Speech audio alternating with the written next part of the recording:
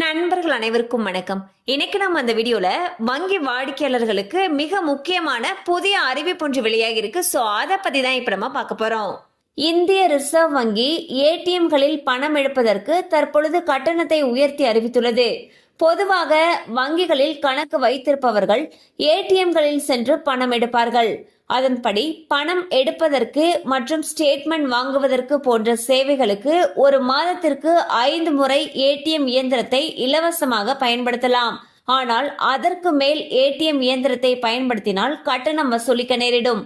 அதன்படி 5 தடவைக்கு மேல் ஒவ்வொரு முறையும் பண பரிவர்த்தனை செய்யும் பொழுது தலா 21 ரூபாய் கட்டணமாக வசூலிக்கப்பட்டது.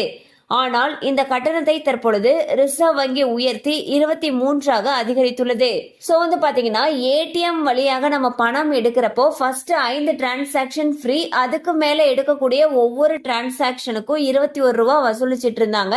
இந்த 21 ரூபாயானது 23 ரூபாயாக உயர்த்தப்பட்டிருக்கு. இந்த மாற்றம் பாத்தீங்கன்னா மே 1ஆம் தேதியிலிருந்து அமலுக்கு வரும் என்று தகவல்கள் தெரிவிக்கின்றன. கண்டிப்பா அந்த அப்டேட் உங்களுக்கு பயனுள்ளதா இருந்திருக்கும் நம்புறோம். மேலும் இது போல அப்டேட்ஸ் உங்களை உடனே ரீச் ஆகணும்னு நினைச்சீங்கன்னா நம்ம சேனலோட தொடர்ந்து இணைந்திருங்கள்.